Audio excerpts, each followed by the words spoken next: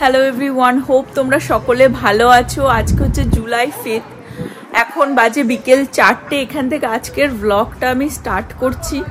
ছেলেকে নিয়েই আর কি একটু টেনশনে আছি। লাস্ট টিউসডেতে হচ্ছে ওকে একটা বুলডগ অ্যাটাক করেছিল আর কামড়েও দিয়েছে পেটে। তো সিচুয়েশনটা এরম ছিল, আমি একটা ব্লগে বলেছিলাম, পরের দিনই নেক্সট ডে আমি ব্লগ করেছিলাম, বলেছিলাম তোমাদেরকে, এক্সপ্লেন করেছিলাম কি হয়েছিল সিচুয়েশন। আমি একটু দূরে ছিলাম আর ও তো সাইকেলে যাচ্ছিল, প্রীতি ওর সাথে সাথে ছিল। তো যখন অ্যাটাক করেছে, প্রীতি ছেলেকে কোলে তুলেও নিয়েছে, but by the time already কামড় লেগে গেছে, দাঁত ঠাতো ঢুকে গেছিল। তো তখন তো যাই হোক, মানে বাড়িতে এনে ওয়াশ করে নব সিভিএসে গিয়েও যা অয়েন্টমেন্ট নিয়ে এসে সেগুলোই লাগানো হয়েছে। আমরা ওই রাত্রেও এমার্জেন্সিতে নিয়ে যাব একবার, মানে বেরিয়েও গেছিলাম।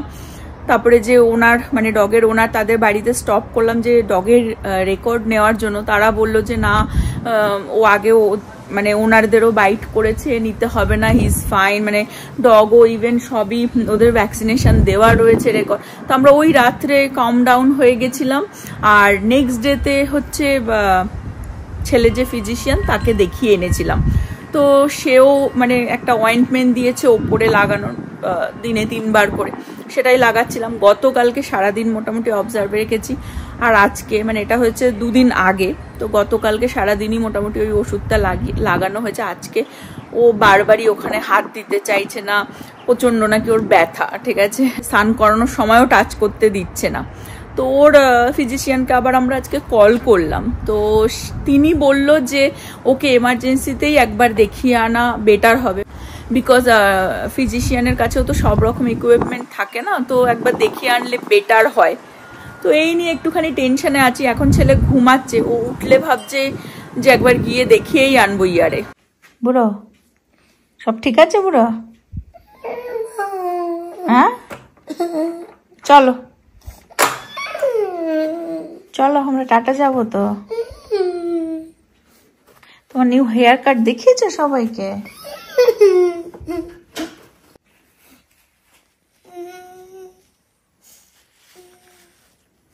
নব রেডি হয়ে গেছে অফিস করে, এখন আমরা বেরোচ্ছি, ওকে নিয়ে যাচ্ছি। এখন ফাইনালি আমরা বেরোচ্ছি, এখন 7টা মতন বাজে। তো 7:40-তে দেখাচ্ছে যে পৌঁছে যাব, ওই আর কি 47 মিনিট মতন লাগবে।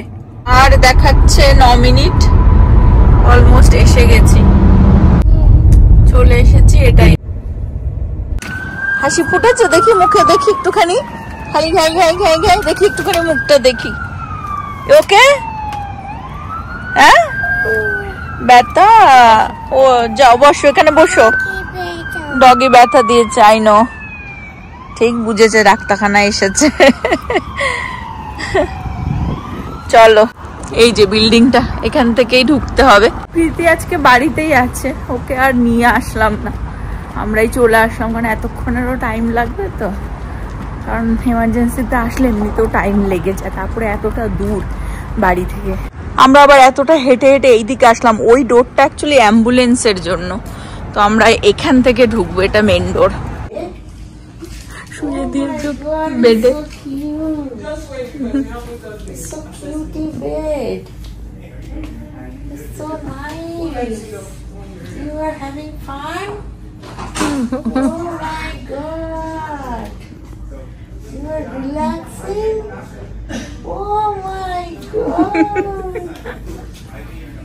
এক্স্যাক্টলি 10টা বাজে আমাদের হয়ে গেল, কিছু মেডিকেশন দিয়েছে, এখন বাড়ি যেতে 11টা। চলো বাড়িতে গিয়ে ডিটেলসটা বলছি, কারণ অনেকটাই লেট হয়ে গেছে এই এমার্জেন্সিতে আসলে যা হয়। তো এখন চলো, এখান থেকে তো টাইম লাগবে না বাড়ি যেতে। কি হয়েছে, কত লেট হয়ে গেল দেখো, এখন 10টা তো বেজে গেছে, বাড়ি পৌঁছাতে 11টা, 10:50 দেখাচ্ছে। গতকালকে রাতে আর ব্লগটা মানে কন্টিনিউ করিনি, চলে এসেছি রান্না করতে, আর তোমাদেরকে ছেলের আপডেটটাও দিয়ে দিই। অ্যাকচুয়ালি কালকে অনেক লেটও হয়ে গেছিল।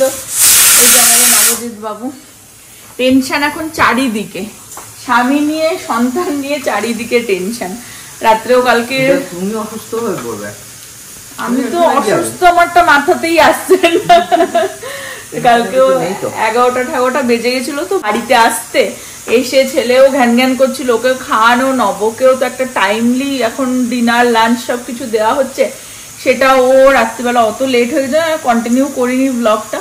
বাট আমি আপডেটটা দিয়ে দিই ছেলের ওখানে হসপিটালে তো মোটামুটি সব রকমের ওরা চেক করলো, বলছে যে হি ইজ ফাইন, ঠিক আছে, কিন্তু ওরা হচ্ছে একটা ওরাল অ্যান্টিবায়োটিক দিয়েছে, ঠিক আছে। তো আজকে সেটাও সিভিএস থেকে আনতে হবে, কারণ ওর যে প্রাইমারি কেয়ারের ডক্টর ওকে শুধু একটা মলম দিয়েছিল লাগানোর জন্য, বলছে ওটা লাগাতে হবে না, ওটা দিনে 3 বার করে লাগাচ্ছিলাম, বলছে অনলি ওরাল অ্যান্টিবায়োটিকই আর কি এখন ও নিতে পারে, আর 1 সপ্তাহ পরে আবার একটা ডাক্তারের সাথে চেক আপ করিয়ে নিতে, মানে ওর প্রাইমারি কেয়ারের সাথে চেক আপ করিয়ে নিতে। অ্যাকচুয়ালি কি হয়, বাবা মা হিসেবে আমাদের মানে টেনশনটা হোপফুলি তোমরা বুঝতে পারছো। প্রবলেমটা হয়ে যায় কি যে ও তো যেহেতু অনেকটাই ছোট, বলতেও পারে না না, আর যেরকমটা আমি আগের ব্লগেও বলেছিলাম যে আমরা যেহেতু ডগ প্যারেন্ট নয়, সুতরাং অনেক কিছু আমরাও জানি না, এবং ওর যে প্রাইমারি কেয়ারের ডক্টরও বলছে যে ওই ডক্টর হচ্ছে হিউম্যান ডক্টর, ওরা তো অ্যানিমেল ডক্টর না, তো সুতরাং ওরাও বুঝতে পারছে না কি ভ্যাকসিনেশন ডগের নেওয়া থাকা উচিত কি না উচিত।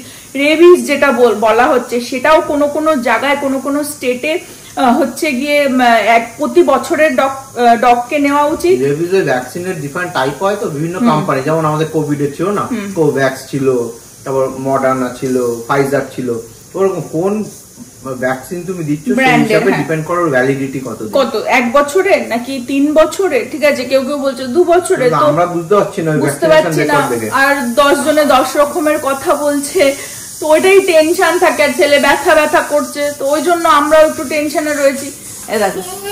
চলে এসেছে, ও তো কিছুই বুঝছে না, ওর কাজ করে যাচ্ছে আর আমাদের মাথায় টেনশন ঘুরে যাচ্ছে।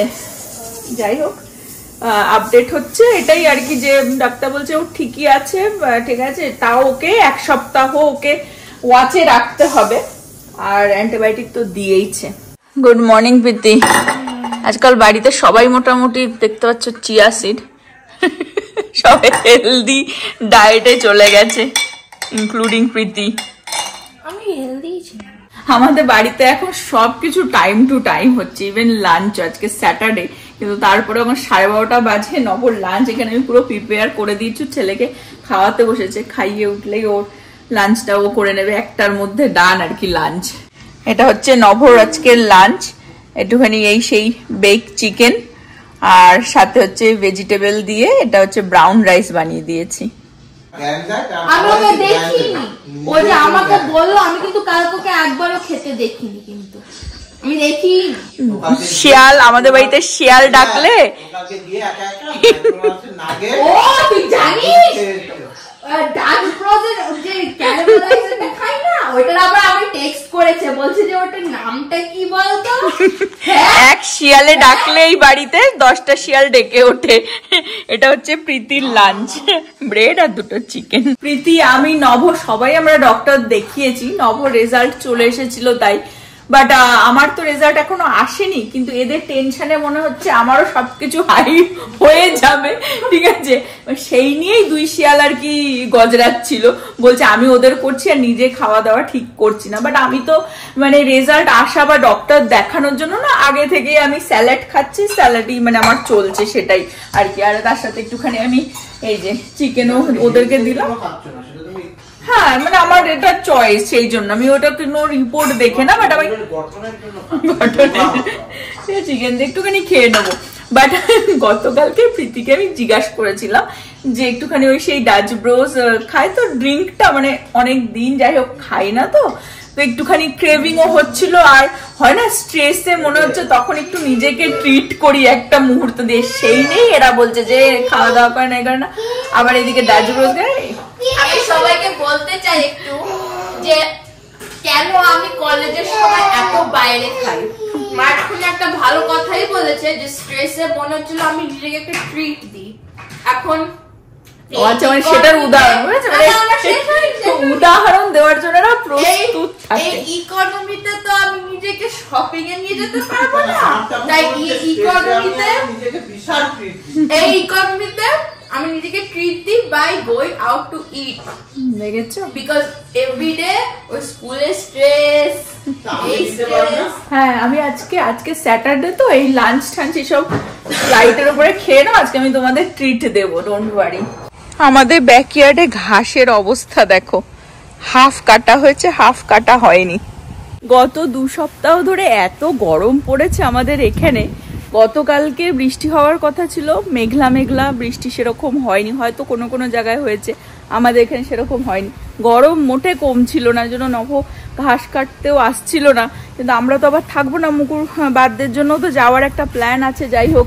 তো ওই জন্য আজকে কি করেছে, সেই ভোরবেলায় মানে সূর্যদেব ওঠেন মনে হয় কটা, 6:30টার সময় মনে হয়, ও 5:30 6টার সময় এসে কি করেছে, সামনেটা ফ্রন্টটা কাটা হয়ে গেছে, আর ব্যাকে, কারণ ফ্রন্টটায় আমাদের একটু অল্প ব্যাকের থেকে জায়গা, তো আর ব্যাকটা কি করেছে, চারিদিক থেকে শুধু এই বর্ডারটা ক্লিন করে রেখেছে। বাট বাকি বলছে যে আবার বিকেলে মানে সূর্যদেব পড়লে তারপরে আবার নামবে ঘাস কাটার জন্য। এই যে ফ্রন্টের ঘাস কেটেই দিয়েছে, কিন্তু এখনো মনে হয় যখন আসবে বিকেলে বেরোবে এখানে ক্লিন করতে হবে, কারণ এখানে কিছু ঘাস পড়ে রয়েছে, মানে ফিনিশিং টাচ দেয়নি এখনো, আসবে রোদ্দুরটা পড়লে। যে বস্তা রেখে দিয়েছে, এর মধ্যে ঘাস এরকম 3-4 ব্যাগ ঘাস হয়ে যায় কাটার পরে, যেটা হয় আর কি, কালেক্ট করে ওর মধ্যে রেখে দেয়, তারপরে লোক আসে এসে নিয়ে যায় মানডে করে। ছেলের সাথে নব একটুখানি ঘুমিয়ে নিল, সেই ভোরবেলা থেকে উঠে কাজে লেগে গেছিল, উইকেন্ডও নেই। যাই হোক এখন আমি চলে এসেছি ওর ডিনার বানাবো, আজকে একটুখানি ও ট্রিট দিতে হবে। প্রচন্ড শক্ত হয়ে গেছিলাম আমি, শক্ত ইটের মতন, শক্তই দরকার, শক্তই দরকার। তো আজকে এখন হচ্ছে এগ রোল বানাবো ওর জন্য। বের করলাম পরোটা, ডিম, শসা আর পেঁয়াজও বের করতে হবে। বানাবো হচ্ছে এগ রোল, নবরাজকে ট্রিট হবে এগ রোল দিয়ে। কে উঠে গেছে ঘুম থেকে? না, কে উঠে এখানে কোনায় চলে, হ্যাঁ কোনায় লুকিয়ে, ওখানে অ্যাকচুয়ালি ওখান থেকে কোনা দিয়ে দেখছে ওর বাবাকে, ওই জানলাটা দিয়ে দেখছে ওর বাবাকে, দেখছে। হ্যাঁ ওই দেখো জানলা দিয়ে দেখে নিচ্ছে বাবাকে কি করছে, দাদি কি করছে, ঘাস কাটছে।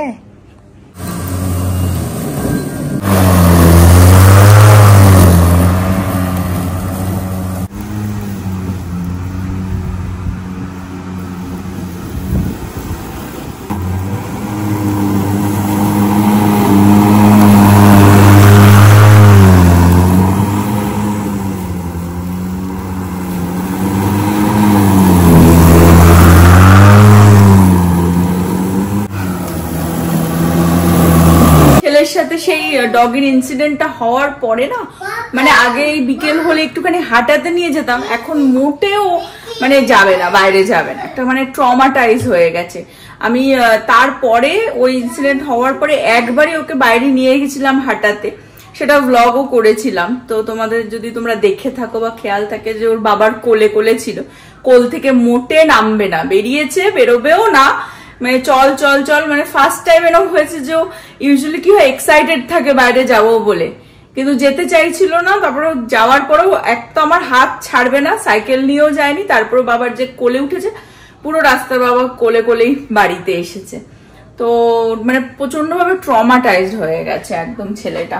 যাই হোক আমি নভ চলে গেল আর কি ঘাস কাটতে, কারণ আমার বানাতে একটু তো টাইম লাগবে, আমি ঝটাঝট বানিয়ে নি ওর এগ রোলটা, না তো অনেক লেট ওভার হয়ে যাবে।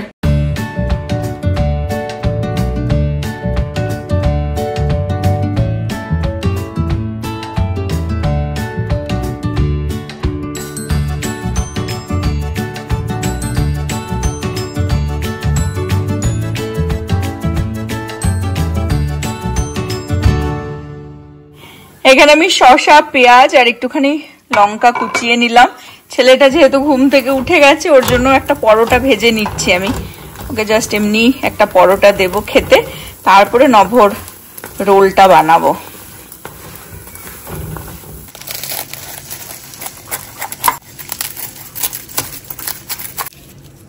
এরকম ভাবে একটুখানি কেটে কেটে দিলাম, তাহলে ওর খেতে ইজি হবে আর কি। একটা এগের মধ্যে আমি একটুখানি ব্ল্যাক পেপার আর সল্ট দিয়ে নেব, দিয়ে এটাকে ফেটিয়ে নেব।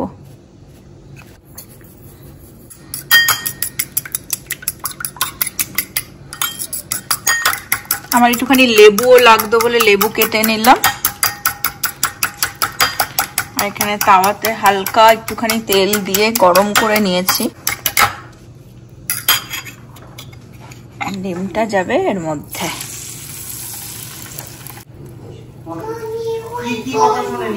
ও খাচ্ছে না, তাই জন্য টিভি বন্ধ করে দিয়েছে। বাবা এসেছে, তাই কমপ্লেন করছে, বলছে মা টিভি বন্ধ করে দিয়েছে, খেতে চাইছে না, ওই জন্য।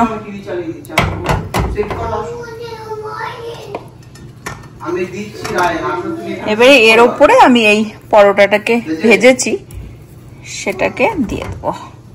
একটা প্লেটের মধ্যে আমি এরকম ফয়েল কেটে নিয়েছি, আর এটাকে আমি এর মধ্যে